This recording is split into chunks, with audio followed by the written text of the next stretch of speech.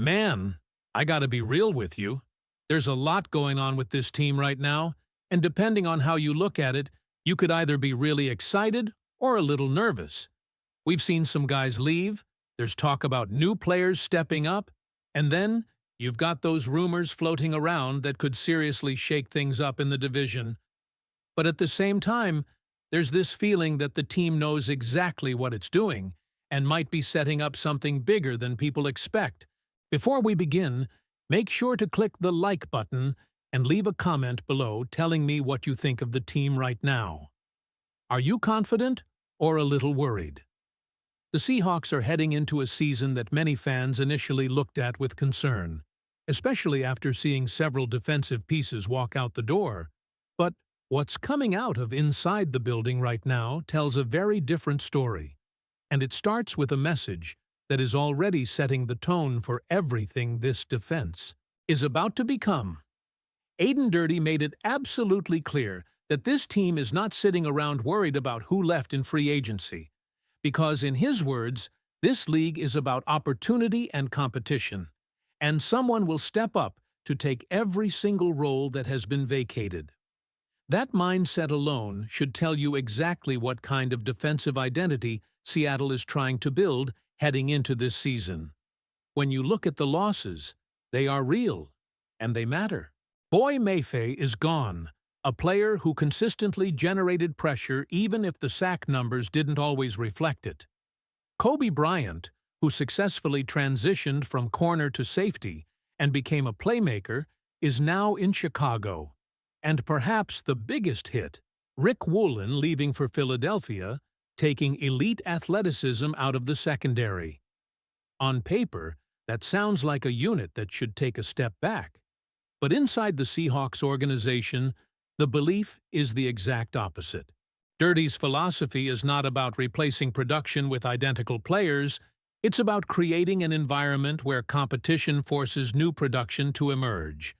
He emphasized bringing in players who are hungry, players who want to prove themselves, and players who are ready to fight for meaningful roles, not just roster spots. And that's where things start to get really interesting, because Seattle already has internal candidates lining up to take over. One name that's starting to gain serious traction internally is Jamie Sheriff. He's not the biggest edge rusher at 6'1", 245 pounds, but what he brings is explosiveness off the snap and the kind of bend that you simply can't teach. He spent time developing within the system, mostly on the practice squad, but the coaching staff clearly sees upside. The expectation isn't that he becomes a star overnight, but that he grows behind Uchenna Nwosu and develops into a legitimate contributor. And if we've learned anything from this Seahawks coaching staff, it's that they are not afraid to elevate players who weren't supposed to make it. Then there's Ty Okada, who might be the most important piece in this entire transition. Replacing Kobe Bryant is not a small task, but internally there is real confidence that Okada can not only match that production, but potentially exceed it. Statistically, he already showed flashes of being on that level, especially as the season progressed, improving as a tackler and becoming more consistent in run support. He may not bring the same ball-hawking ability, but what he adds physically and in blitz situations could actually make this defense more balanced. There's even belief that if everything clicks, he could push into Pro Bowl-level conversation, which tells you just how high the expectations are. And then we get to Josh Jobe, who is stepping into one of the toughest roles on the roster, filling the void left by Rick Woolen. Now let's be clear, Woolen's athletic traits are rare, but football is not played on a track, and what Seattle values in this system goes beyond raw speed. Jobe is viewed as a better fit for Mike Macdonald's defensive structure, especially because of his willingness to tackle and contribute in the run game. While he may not have the same ceiling, the coaching staff believes his consistency and physicality could make him a more reliable option snap to snap. What stands out in all of this is a clear pattern. The Seahawks are not chasing expensive replacements. They are trusting development, system fit, and internal competition. In both the safety and cornerback situations, They essentially chose cheaper options who, based on performance metrics, could deliver similar results. That's not just roster management. That's a calculated strategy. But just when you start to feel comfortable about the direction of this defense, a new storyline emerges that could shake things up in a big way. Jadeveon Clowney has entered the conversation again, and not necessarily in the way Seahawks fans would want. There is growing concern that instead of landing in Seattle, he could end up strengthening a division rival, specifically the San Francisco 49ers. And that possibility changes the entire equation.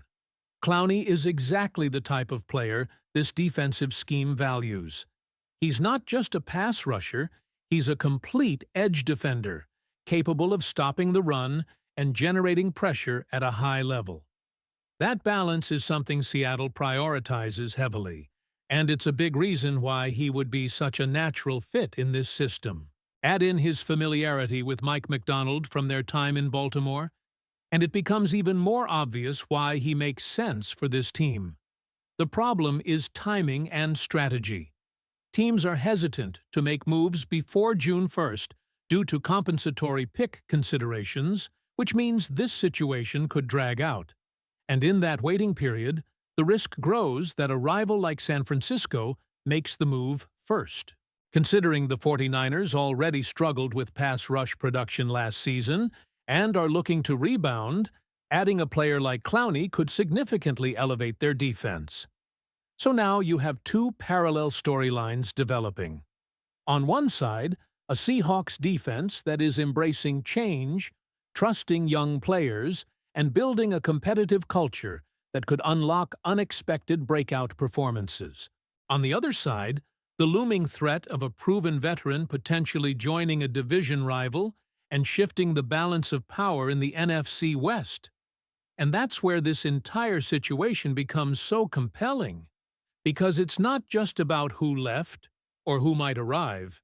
It's about whether Seattle's belief in its system and its internal talent will be enough to keep them at the top of one of the most competitive divisions in football. So let me ask you this. Knowing everything that's happening right now with the defensive changes and the Clowney situation, do you trust the Seahawks' plan to develop these new starters? Or do you think they need to make a move before a rival gains the upper hand? And this is where things start to get even more intense, because if you zoom out and look at the bigger picture in the NFC West, the margin for error is basically non-existent. The Seahawks are not operating in a division where you can afford to wait and see if young players develop slowly. This is a division where every single upgrade, every single missed opportunity can be the difference between winning the NFC and fighting just to make the playoffs. Think about what's already happening around Seattle. The 49ers are getting healthier, which alone makes them a completely different team compared to what we saw when the Seahawks dominated them late in the season. They've already added Osa Odigizua to strengthen the defensive front, and if you add Jadeveon Clowney into that mix, suddenly you're looking at a defensive line that can rotate pressure, stay fresh, and attack quarterbacks from multiple angles. That's the kind of move that doesn't just improve a team, it changes how offenses have to prepare for them every single week. And that's exactly why this situation feels like more than just a rumor. It feels like a pressure point for Seattle's front office. Because while the Seahawks are confident in their internal development, there's also a very real argument that bringing in a proven veteran like Clowney isn't about blocking the growth of younger players. It's about maximizing a championship window that is open right now. This team is not rebuilding. This team is not experimenting. Everything we're hearing, everything we're seeing, points to a franchise that believes it can go back-to-back and compete for another Super Bowl immediately. And when you're in that kind of position, you don't always wait for potential to turn into production. Sometimes you go out and secure certainty. Clowney represents that certainty. He's shown he can still produce at a high level, consistently hovering around double-digit sack production in recent seasons when healthy, and even in years impacted by injury, he's remained one of the most disruptive edge setters in the league. His ability to control the run game while still generating pressure fits perfectly into what Mike Macdonald wants from his defensive front. This is not a specialist. This is a complete defensive piece. But at the same time, you can understand Seattle's hesitation. There is a long-term vision here. Players like Derek Hall, Jared Ivey, Connor O'Toole, and Jamie Sheriff represent the future of that edge room. Investing snaps into them now could pay off massively down the line. And if even one or two of those players hit their ceiling, the Seahawks could end up with a younger, cheaper, and more sustainable pass rush unit. So this becomes a philosophical decision as much as it is a roster decision. Do you prioritize immediate dominance, or do you double down on development and trust your system to elevate the players already in the building? And here's the reality that makes this even more fascinating. The Seahawks have already shown they are comfortable making bold decisions that go against public perception. Moving on from players like Kobe Bryant and Rick Woolen wasn't about talent deficiency. It was about fit, cost, and confidence in replacements. That same mindset could very well apply here.